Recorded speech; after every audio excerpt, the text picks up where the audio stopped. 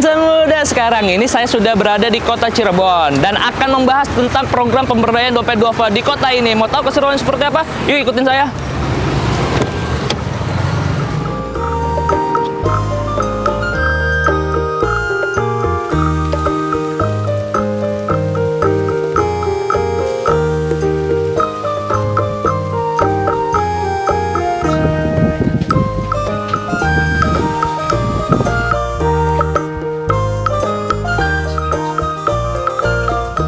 Assalamualaikum warahmatullahi wabarakatuh. Halo insan muda dimanapun kalian berada. Senang sekali pada kesempatan kali ini saya Fajri Boim dapat hadir lagi di hadapan insan muda. Sekarang ini Fajri sedang berada di Desa Kalisapu, Kecamatan Gunung Jati, Cirebon, Jawa Barat. Nanti kita akan mengulik-ngulik terkait dengan peternakan domba yang ada di bawah program dari Dompet Duafa Jawa Barat. Dan sekarang ini Fajri sudah bersama dua narasumber kita. Yang pertama Fajri akan memperkenalkan yaitu Ketua Kelompok Ternaknya Gunung Jati, yaitu ada Pak Munawar. Assalamualaikum Pak Munawar. Waalaikumsalam. Sehat ya Pak ya? Ya sehat alhamdulillah. Alhamdulillah masih seger aja insan muda ya Pak Munawar ya. Yang kedua ada namanya Kang Nuryana selaku pendamping pengembangan program peternakan Gunung Jati ya Kang ya. Iya, peternakan Nurjati. Nurjati ya, benar sekali. Oke, langsung aja insan muda, kita langsung akan berbincang-bincang kepada dua narasumber kita pada kali ini. Yang pertama kita akan ngobrol dengan Pak Munawar dulu nih Pak, selaku ketua kelompok nih Pak. Iya. Pak Munawar, ini kira-kira di kandang ini ada berapa ekor ya Pak ya? Ada 50. 50 ekor. 50 ekor. Ini sudah tahap keberapa nih Pak? Sudah ke satu, mau kedua. Mau kedua. Iya. Gimana nih? Kemarin kan baru Idul Adha nih Pak. Penjualan hewan ternaknya sendiri aman Pak? Alhamdulillah aman. Aman Pak ya? Aman. Sudah sold out semua ya Pak ya? Udah semuanya. Nah, berbicara dengan peternakan nih Pak, banyak sekali nih di wilayah-wilayah Cirebon ini kan peternakan, terus ada yang jual-jual domba segala macam ya Pak ya? Iya. Itu beresiko nggak sih Pak? Maksudnya tuh ada saingan nggak sih dengan pedagang-pedagang yang lainnya? Alhamdulillah sekarang mah belum ada saingan karena langsung ditampung sendiri dengan dompet duafa. Oh. Jadi belum jual keluar. Itu sejak tahun berapa tuh Pak? Sejak tahun kemarin. 2022 berarti ya? 2022. 2022. Nah, kalau ngobrolin terkait pemberdayaan nih, Kang Nuryana nih, itu bagaimana sih pertama kali ketemu dengan peternakan ini, Kang? Nah, ini Kang Boim ya. Berbicara ternak ini sebetulnya menarik sekali ya Kang Boim ya. Coba kita perhatikan ya. Kita selaku umat muslim gitu ya, dari lahir sampai meninggal itu pasti kaitannya dengan ternak hewan domba gitu kan. Betul. Mulai kita dari lahir akikah dengan domba gitu ya. Sunatan, hitanan, kita syukuran dengan domba juga. Pernikahan dengan domba juga. Begitupun ketika meninggal kan di sini budayanya ketika tahlil dan sebagainya itu kan ada dagingnya ya. Iya, ada daging domba gitu. Itu artinya memang pasar domba ini masih sangat terbuka lebar sekali gitu. Akhirnya kami memutuskan untuk melakukan ternak domba ini di Cirebon, khususnya di pesantren Nurjati, karena memang masyarakat di sekitar pesantren ini kebanyakan petani dan masih banyak sawah. Artinya sumber pakan ini sungguh melimpah. Banyak ya, banyak sekali ya. Sumber pakan.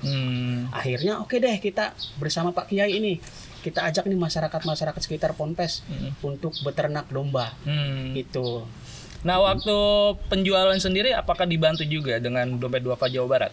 Nah, selama ini kan untuk penjualan ya, sekarang masih satu pintu, yaitu satu pintu di program tebar hewan kurbannya Dompet Duafa yang setiap tahun itu ya. Tapi kita berencana untuk kedepannya kelompok ini tidak hanya bergantung kepada program tebar hewan kurbannya Dompet Duafa, tapi bisa mencari sumber-sumber atau peluang-peluang pasar lain, seperti pasar akikah, gitu kan, warung sate, apalagi kan Cirebon terkenal nih, empal gentong, sate, gitu kan, di jalan-jalan banyak ya kuliner kan, ya. Kalau ke Cirebon pasti makan sate, gitu, benar.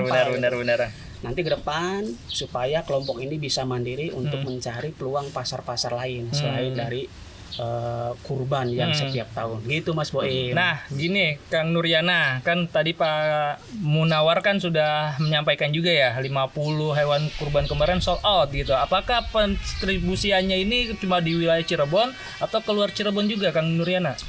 Untuk yang 50 ekor di kandang domba Nurjati ini ya, sejauh ini masih untuk sekitar pesantren nih. Oh pesantren. Iya, jadi iya. kita produksi domba di sini, nanti untuk penerima manfaat hewan kurbannya juga sekitaran masyarakat sekitar orang sini. Jadi tidak kemana-mana Mas Boim. Oh masih dalam satu lingkup ya? Masih di Kecamatan Gunung Jati ini untuk penerima manfaat daging kurbannya. Seperti itu. Iya. Jadi konsisten ya, continuous terus menerus ya. Iya betul Mas Boim. Nah kalau untuk tahap kedua nih, intervensi dari Dompet Duafa Jawa Barat sendiri ini apakah masih dalam pembibitan hewan kurbannya atau pendampingannya aja? Jadi untuk tahap kedua itu pertama ya, Dompet Duafa itu kan memberikan kandang domba komunal dengan kapasitas 70 ekor. Bahkan ketika dipadatkan bisa sampai 100 ekor. Kemudian di sini ada 10 peternak, kita kasih 5 ekor nih. Satu peternak 5 ekor untuk dibesarkan lalu kemudian diambil untungnya untuk para peternak. Ke depan kita juga akan ada konsep yang sama. Namun rencana gitu ya. Kita akan ajukan juga untuk penambahan nih. Jadi satu penerima manfaat ini bisa 10. Satu peternak. Iya betul Mas Woim, jangan 5. Kalau 5 terlalu sedikit, bisa 10 atau 15 supaya totalitas untuk ternak dombanya itu semakin keluar gitu, dan penghasilan juga tentunya beda. Betul, gitu Mas Boim. Nah untuk Pak Munawar nih ada nggak sih ramuan-ramuan untuk hewan kurban nih Pak? Biasanya yang Pak Munawar kasih ke hewan-hewan yang mau didistribusikan tuh? Maksudnya ramuan itu makanannya apakah apakah gemuk, segar, sehat gitu ya? Iya. Selama saya ngurus kambing tahun kemarin, itu di samping rumput makanan pokok itu saya kasih ramuan dengan ampas tahu. Oh ampas tahu. Terus kasih lagi bekatul. Apa itu bekatul? Coba biar insan muda tak paham nih Pak. Dedek yang lembut tuh. Oh, prosesnya berapa lama tuh Pak? Bekatul itu Pak? Bekatul itu dikasihkan pada waktu malam. Kalau pagi nggak makan bekatul berarti? Enggak. Jadi makanan tambahan. Tambahan aja ya. Kayak vitamin kayak seperti itu ya Pak ya?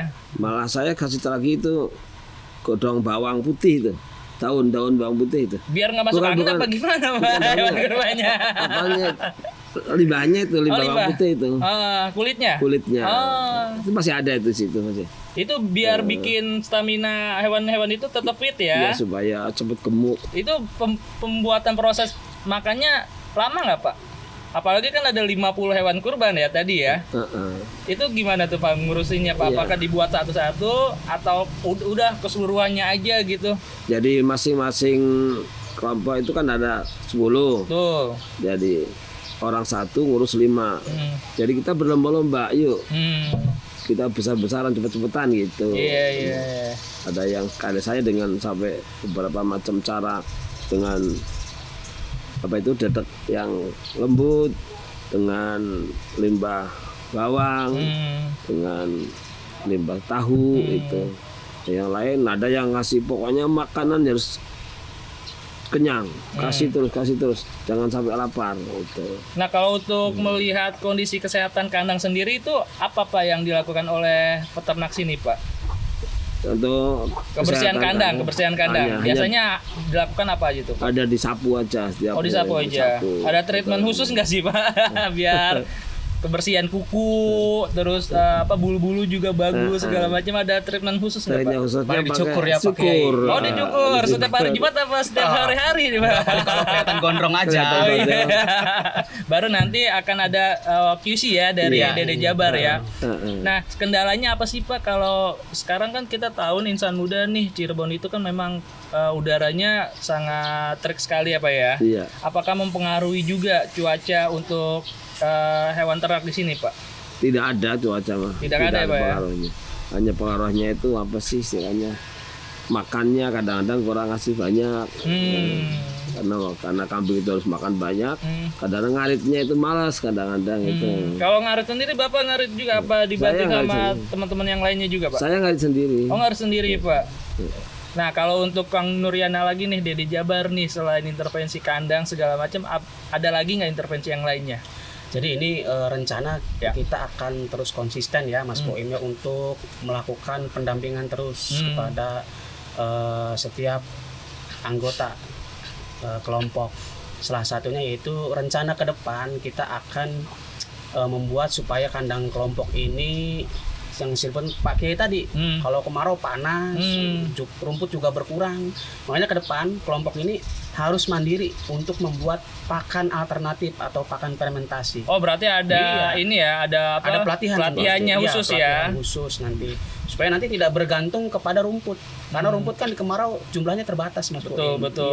Udah mulai kekeringan ya segala macam. Jadi menghemat tenaga lah. Kalau bikin pakan fermentasi itu kan sehari 2 hari untuk stok 1 sampai 2 minggu. Nah, kalau untuk ini sendiri nih finansialnya untuk para peternak ini itu seperti apa? Nah, gini ya. Jadi memang rata-rata para peternak ini bukan peternak baru, Mas Boim. Jadi ada yang udah punya ini ya, background masing-masing ya. Ada background masing-masing. Ada yang memang awalnya peternak, ada yang memang berjualan, berjualan di pasar malam hari sampai pagi hari.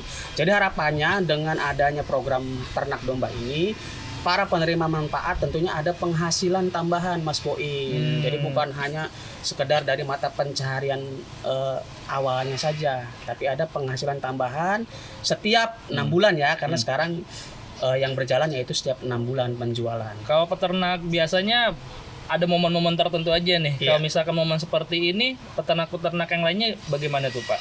Peternak yang lain ya, apakah balik ke pekerjaannya masing-masing gitu, apa tetap diberdayakan untuk mengurusin kandang, mengurusin hewan-hewan yang masih ada gitu, Pak? Kalau yang sudah ini kalau sudah selesai ya sudah, dia kembali kepada pekerjaannya masing-masing. Tapi ada beberapa yang masih mengurusi kandang, yang mengecek-ngecek segala macam ya.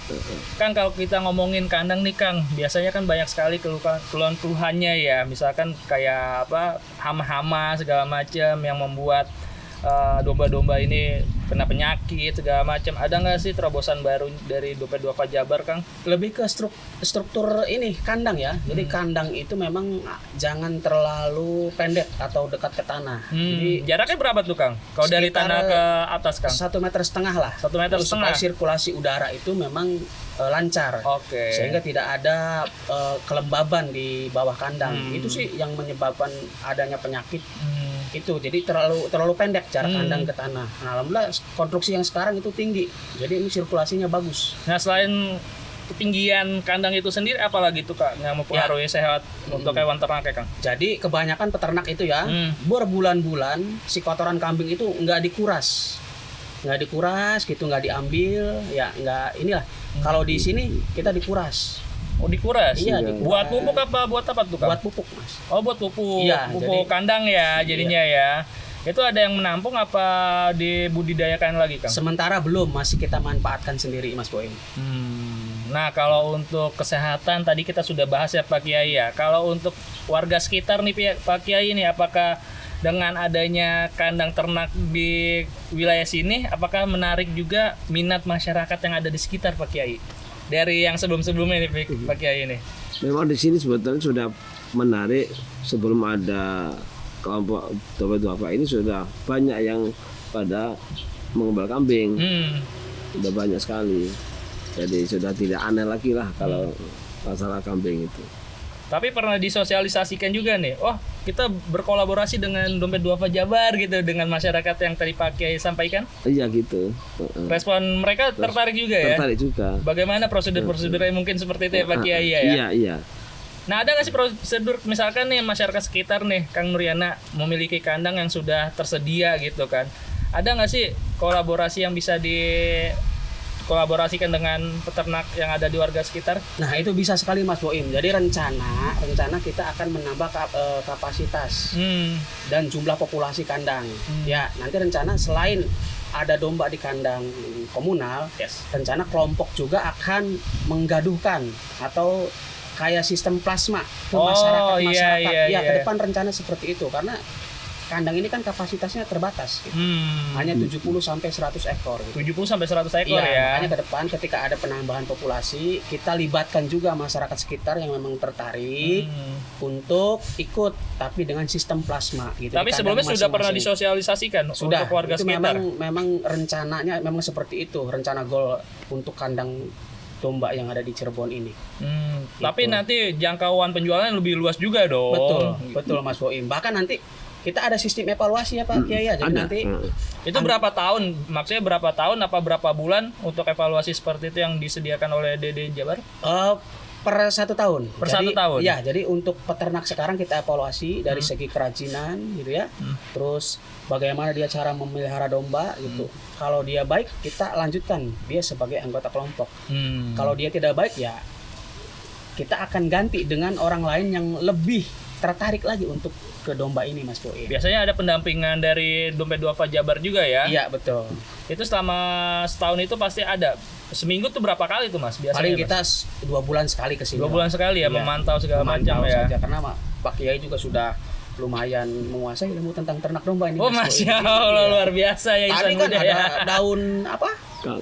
Daun bawang. Iya. Sebagai alternatif pakan. Alternatif pakan ya. Iya. Saya baru tahu juga loh Pak Kiai, ternyata kulit dari bawang putih itu bisa buat pakan ternak juga ya. Nah, kalau misalkan kita ngobrolin lagi terkait peternakan nih, menurut Pak Kiai untuk wilayah Cirebon sendiri itu gimana ya Pak Kiai? Tadi kan Kang Nuryana kan sudah membahas sedikit terkait pertanian ya. Nah, kalau untuk peternakan sendiri Pak Kiai, untuk siklus pasar sini sudah memahami banget ya terkait peternakan ya segala macam ya. Itu gimana tuh Pak Kiai itu melihat berjalan tahap pertama sangat mulus sekali nih Pak Kiai ini. Mau ke tahap kedua ya ini ya. Ini gimana nih Pak Kiai respon dari Pak Kiai sendiri?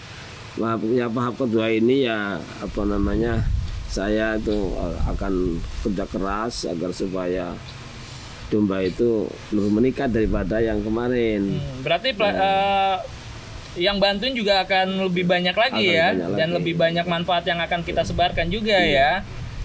Dan kalau untuk Kang Nuryana nih ada terobosan baru nggak nih Kang? Maksudnya tadi kan Kang Nuryana kan bilang ada plasma nih akan bentuk plasma gitu kan. Kalau untuk sistem peningkatan ekonominya sendiri Kang, untuk peternak itu ada nggak Kang? Jadi rencana ya kita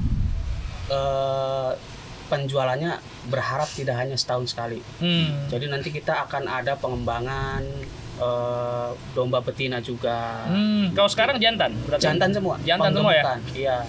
Jadi kita selain menggemukkan, kita juga menjual bakalan domba atau domba betina ke warung-warung sate, sehingga per hari, per minggu, per bulan itu ada penjualan, sehingga ada uang masuk.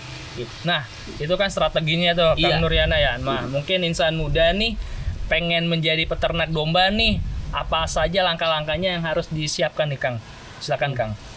Halo, untuk insan muda ya, jangan takut dan jangan ragu untuk beternak domba.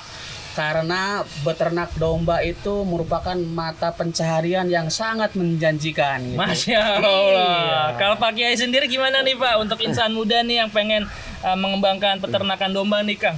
Halo insan muda, jangan patah semangat. Teruskan mengembala domba ini sebagaimana Rasulullah SAW dulu yang diutamakan adalah pengurus domba. Kita sebagai umatnya ikutilah Nabi kita Muhammad SAW. Nah, alhamdulillah ya Pak Kiai Kang Nuryana atas perbincangan kita pada kali ini. Terima kasih kepada Insan Dompet Duafa yang sudah menyaksikan. Semoga program-program pengembangan dari DD Jabar dan peternakan yang di sini tuh berkembang dan bisa memberikan manfaat yang lebih luas lagi kepada masyarakat yang ada di sekitar ataupun di luar kota Cirebon. Amin. Bagi insan muda jangan lupa untuk like, comment, and subscribe Dompet Duafa TV. Wassalamualaikum warahmatullahi wabarakatuh.